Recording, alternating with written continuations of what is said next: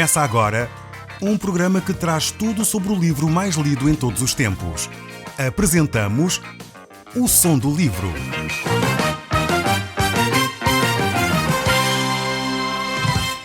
Seja muito bem-vindo. Neste podcast vai encontrar o livro mais conhecido e lido em todo o mundo. Vamos levá-lo numa viagem pela história da humanidade. Este é um audiolivro para si, para a sua família e sociedade em geral. Contextualização e comentários de Paulo Chaveiro. Eu sou Paulo Chaveiro e nós hoje vamos ver o primeiro livro que o apóstolo Paulo escreveu a Timóteo e estamos no capítulo 1, no verso 8. Aqui é uma chamada de atenção para a verdadeira doutrina.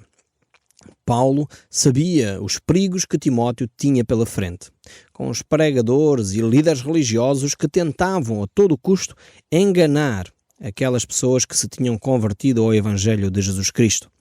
E por causa disso, por causa da forma como os outros líderes religiosos viviam, o apóstolo Paulo vai chamar então a Timóteo à atenção. Muitos líderes tinham uma vida moral questionável.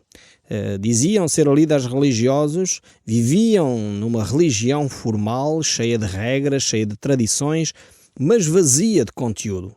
Ou seja, aquilo que eles aprendiam não refletia na sua vida diária. E infelizmente, ainda hoje podemos presenciar coisas deste género. Alguns líderes religiosos que dizem, bem, quando eu falo em nome de Deus, mas depois a sua vida está cheia de vícios, cheia de pecado, e esses não deveriam sequer assumir papéis de liderança. Nós deveríamos ter a ousadia, como diz o apóstolo Paulo, de disciplinar até, de facto, essas pessoas que não vivem em conformidade com os ensinos e os padrões de Deus. É necessário que cada um de nós viva uma vida exemplar, viva uma vida de acordo com os ensinos de Deus. Por isso o apóstolo Paulo vai centrar a sua atenção não neste tipo de liderança, mas na liderança apresentada pela pessoa de Jesus Cristo. É uma liderança que não tem a ver com os padrões humanos. É por isso que o apóstolo Paulo, quando ele escreve o seu livro aos Romanos, no capítulo 8, o verso 8, ele diz: portanto, os que estão na carne não podem agradar a Deus. Mas infelizmente há muitas pessoas que querem assumir lideranças espirituais baseadas nos padrões da carne, baseados nos padrões humanos. Mas esses, diz o texto bíblico, não podem agradar a Deus. Para nós podermos agradar a Deus, nós temos que nos conduzir de acordo com os princípios espirituais, de acordo com os princípios de Deus. Então o apóstolo Paulo vai considerar, ter em conta, vai falar sobre este assunto, a questão da lei versus graça, as obras da carne e as obras do Espírito. E é nesta tensão que ele vai então dissertar um pouco aqui nesta carta que ele escreve a Timóteo. Eu não sei se conseguem perceber a diferença que o apóstolo Paulo aqui vai fazer. Ele mostra claramente que as obras em si mesmo não conduzem a uma relação com Deus. Mas o contrário já não é verdade. Ou seja, se eu tenho uma relação com Deus, necessariamente eu tenho que ter obras que acompanham essa relação. Não sei se consegue perceber a diferença que nós estamos aqui a falar e que o apóstolo Paulo aqui manifesta. Não são as obras que salvam alguém, mas alguém que é salvo tem que ter obras. E foi exatamente isso que ele disse no livro de Efésios, no capítulo 2, o verso 8 a 10. É muito claro este pensamento do apóstolo Paulo. Ele diz: porque pela graça sois salvos, mediante a fé. Isto não vem de vós, é dom de Deus. E depois diz no verso 9, não de obras para que ninguém se glorie. Eu faço uma pausa aqui. Ou seja, o apóstolo Paulo está a dizer, a salvação provém da minha fé, do meu relacionamento com Cristo, perceber que Cristo morreu na cruz e ressuscitou para me dar vida eterna e perdoar os meus pecados. Portanto, é um presente de Deus. É um dom de Deus. Eu não posso comprar. Eu não posso comprar com os meus dízimos, eu não posso comprar com as minhas ofertas, eu não posso comprar com as minhas boas obras, eu não posso comprar porque vou à igreja, eu não posso comprar porque é um dom de Deus. É um presente que Deus me oferece. Por isso ele diz no verso 9, não das obras para que ninguém se glorie. Ou seja, se eu me pudesse adquirir a salvação através das obras, eu poderia dizer, eu sou melhor do que aquele senhor ali da esquina. Porque eu fiz isto e isto para alcançar a vida eterna. Então eu sou melhor. E aqui voltamos àquela grande discussão que ocorreu no século XVI sobre a questão de se pode ou não comprar um pedacinho do céu através das nossas esmolas, através das nossas obras. E claramente o monge Martinho Lutero percebeu que não há possibilidade de nós comprarmos a nossa relação com Deus. É uma oferta, é um dom de Deus. Foi quando ele tropeçou neste versículo aqui de Efésios 2, 8 a 10, que ele descobriu isto. Ele percebeu que a relação com Deus é um dom e é baseado única e exclusivamente na fé. É a fé na obra de Cristo que me dá acesso com confiança aos lugares celestiais, ao trono de Deus. Portanto, não é das obras para que ninguém se glorie, para que ninguém se possa pôr em bicos de pés, desculpe a expressão, e dizer, eu sou melhor do que o outro. Mas o texto não fica por aqui. Eu espero que você tenha a sua Bíblia aberta, porque senão parávamos aqui e você ia dizer, ok, o Paulo está a dizer o que bem entende. Não, o texto bíblico continua, verso 10 diz, pois somos feitura dele, criados em Cristo Jesus, para quê? Para as boas obras, as quais Deus de antemão preparou para que andássemos nelas. Ou seja, as boas obras não desaparecem das nossas vidas. Quando você pergunta, então, mas não tem importância as boas obras? É óbvio que têm importância. Não para alcançar a vida eterna, mas como consequência da minha relação com Deus. Se eu digo que sou cristão, eu tenho que viver dentro dos padrões de Deus. Eu não posso fazer aquilo que me dá na cabeça. Não posso. Tenho que viver dentro dos padrões de Deus. Se Deus diz para não roubar, eu não posso andar a roubar, se eu digo que sou cristão. Se Deus diz para não mentir, eu não posso andar a mentir, se eu digo que sou cristão. Se eu digo que sou cristão, eu não posso andar a matar, eu não posso andar a murmurar. E você coloca o mandamento que Jesus Cristo nos ensinou, quer nos 10 mandamentos, quer nos outros todos. Nós aqui no nosso programa já chegámos a descobrir que o apóstolo Paulo, na carta que escreveu aos Tessalonicenses, tem cerca de 22 mandamentos. Portanto, não resuma a Bíblia há 10 mandamentos. 10 mandamentos são gerais. Aqueles 10 são os primordiais, os principais. Mas há muitos mais. Então, se eu sou cristão, eu tenho que viver dentro dos padrões de Deus. Então, percebamos isto, e se percebermos isto, certamente a nossa relação com Deus vai fazer uma grande diferença. Então, eu não posso comprar a minha relação com Deus. Mas, ao mesmo tempo, se eu sou um verdadeiro cristão, as minhas ações têm de falar das minhas convicções. As minhas ações têm que ser coerentes com aquilo que eu digo que acredito. Então, a lei não pode salvar o pecador, mas indica o caminho, aponta as minhas falhas, mostra aquilo que eu sou ou deixo de fazer. Então, em 1 Timóteo 1:8 diz, sabemos, porém, que a lei é boa, e se alguém dela se utiliza de modo legítimo. Ou seja, o apóstolo Paulo está aqui a dizer claramente que a lei em si não é para mandar fora. Não é que não presta. Ela é como um espelho. Mostra e revela aquilo que eu sou. E é no confronto com os ensinos da lei que realmente nós vamos descobrir as nossas fraquezas. Quando a Bíblia me diz a mim, Paulo, tu não podes mentir, e se eu estou a mentir, a palavra de Deus vem e incomoda-me. Ok, eu fiz isto quando a Bíblia dizia para não fazer.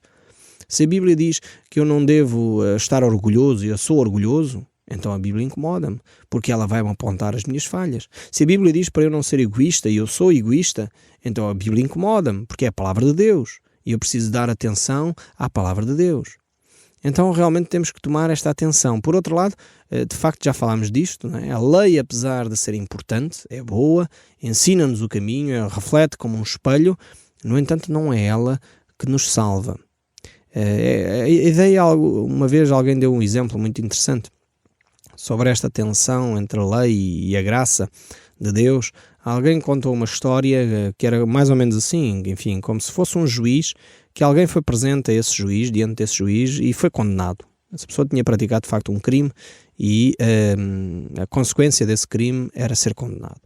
Mas a certa altura o juiz, depois de pronunciar a sentença, a condenação para aquele homem, disse, ok, em vez de você ir para a prisão, Sr. Manuel, não é você que vai para a prisão, mas é o meu filho.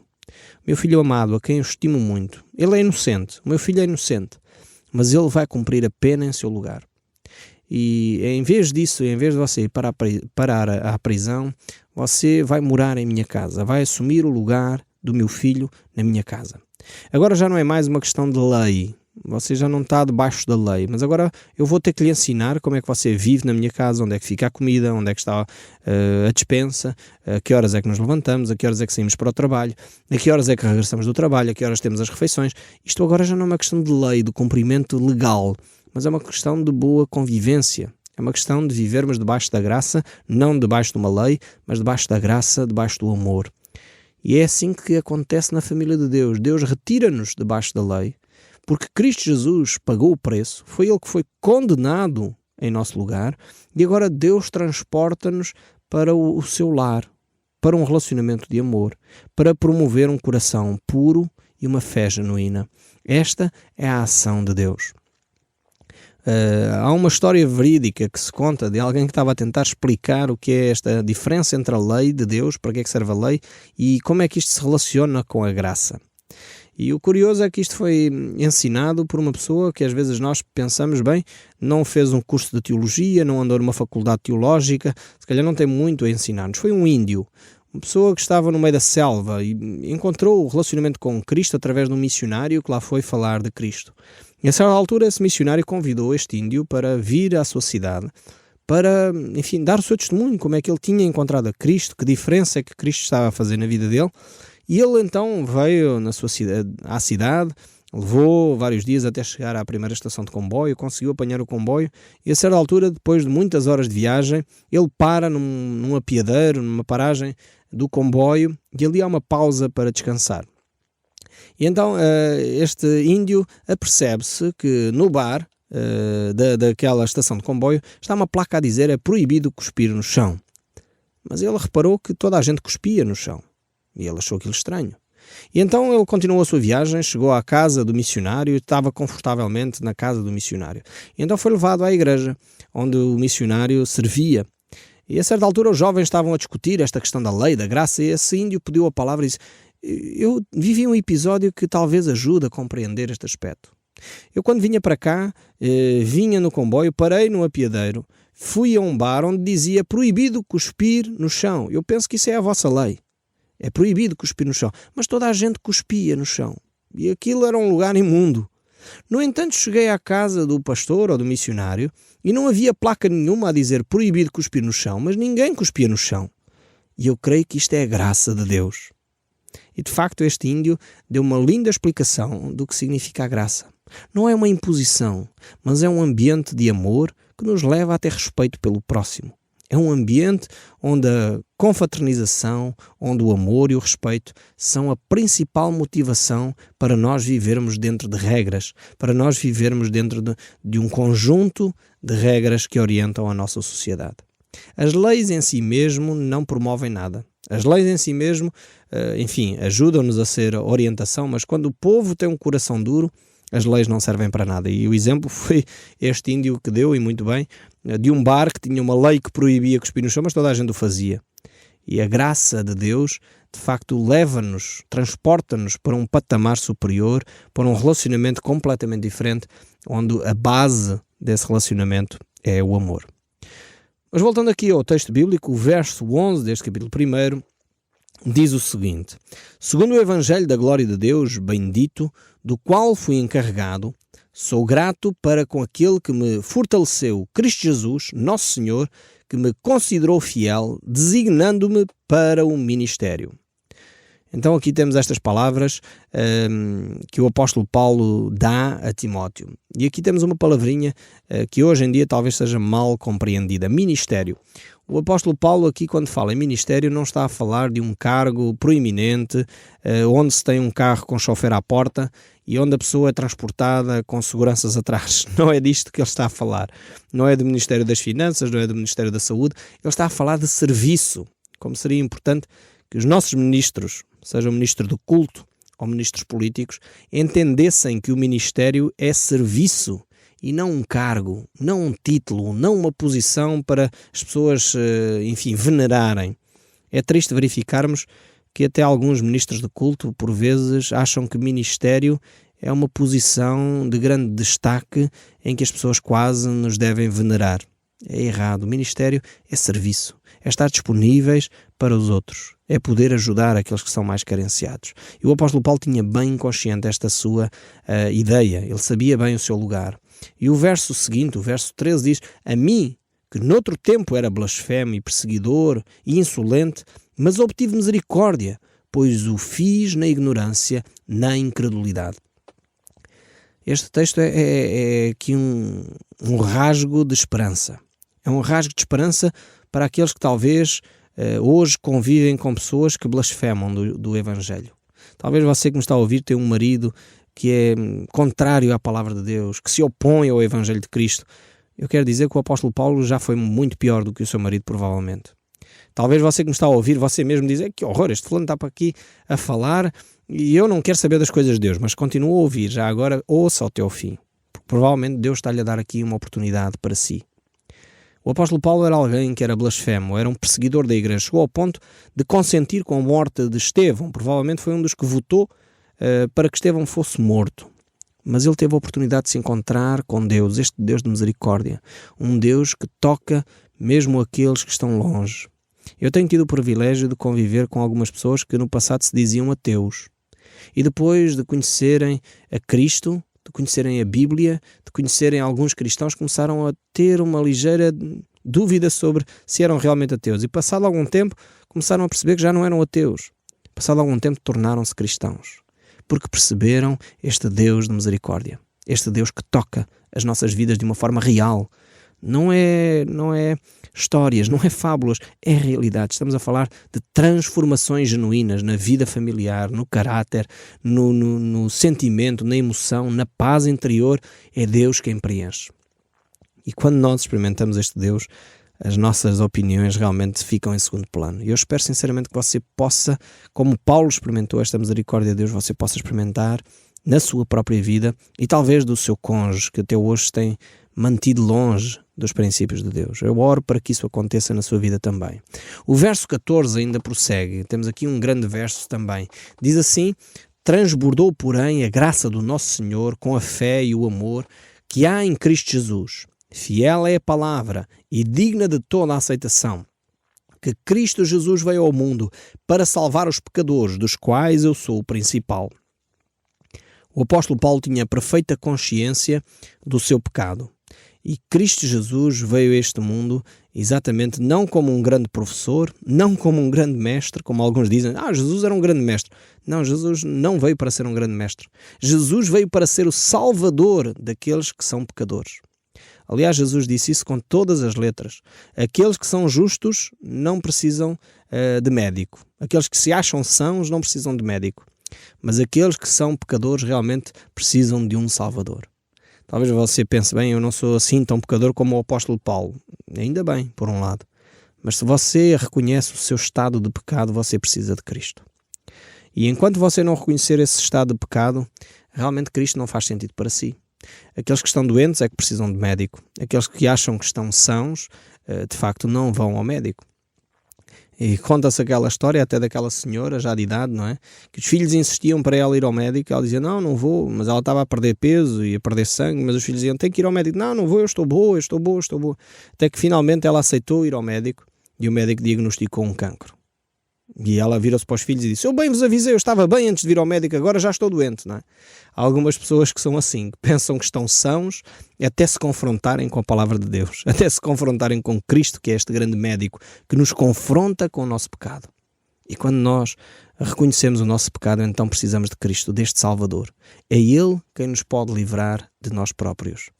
O verso 16 continua aqui a dizer, mas por esta mesma razão me foi concedida misericórdia, para que em mim, o principal, evidenciasse Jesus Cristo a sua completa longanimidade e servisse eu de modelo a quantos hão de crer nele para a vida eterna. Assim ao Rei eterno, imortal, invisível, Deus único, honra e glória pelos séculos dos séculos. Amém. Mas que grande declaração que o apóstolo Paulo aqui faz. Por esta razão, ele reporta a razão anterior, o facto de ele ser um dos principais pecadores, o facto de ele ter sido alguém que perseguiu a Igreja de Cristo. Por esta razão, diz ele, esta que acabei de mencionar, foi-lhe concedida então misericórdia. Misericórdia para quê? Para que se manifestasse ainda mais a bondade, a paciência, o amor de Cristo. Isto, mais uma vez, é um sinal de esperança para si.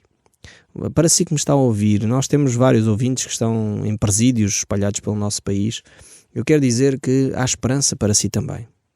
Você que está nesse lugar, muitas vezes a pagar o erro que cometeu, Cristo quer perdoar o seu pecado. Cristo quer restaurar. Cristo quer lhe dar uma nova vida. Cristo quer lhe dar uma nova oportunidade de vida, começando já aí onde está. Não é esperar que a pena acabe, não é esperar que aconteça isso no final daqui a 1 ano ou 2 ou 3, não. pode começar a experimentar a presença de Cristo, a transformação na sua vida, mesmo estando aí onde está. Talvez você não está num presídio, talvez você está em casa, mas tem uma vida bastante amargurada, vive angustiada, ressentido com tudo e com todos, sempre constantemente com amargura no seu coração. Há uma esperança para si também. Jesus Cristo é este Senhor com completa longanimidade, ou seja, uma paciência de todo o tamanho e mais algum. É isto que Cristo veio fazer. Ele se tornou homem para tocar a nossa vida.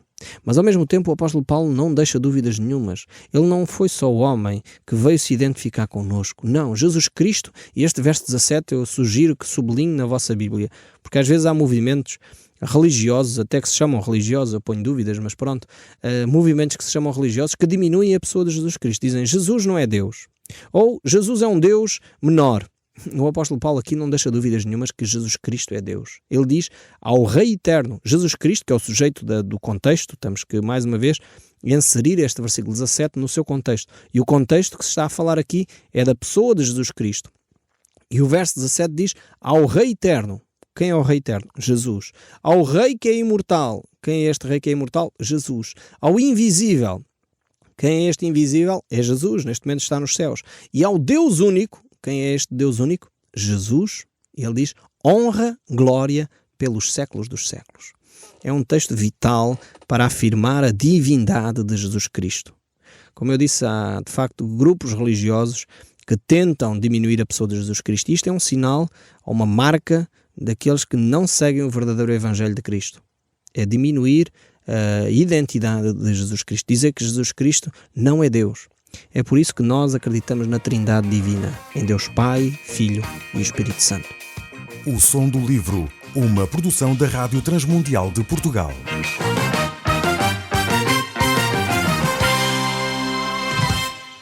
RTM. Conhece todos os nossos programas em rtmportugal.org. Uma produção da Rádio Transmundial de Portugal.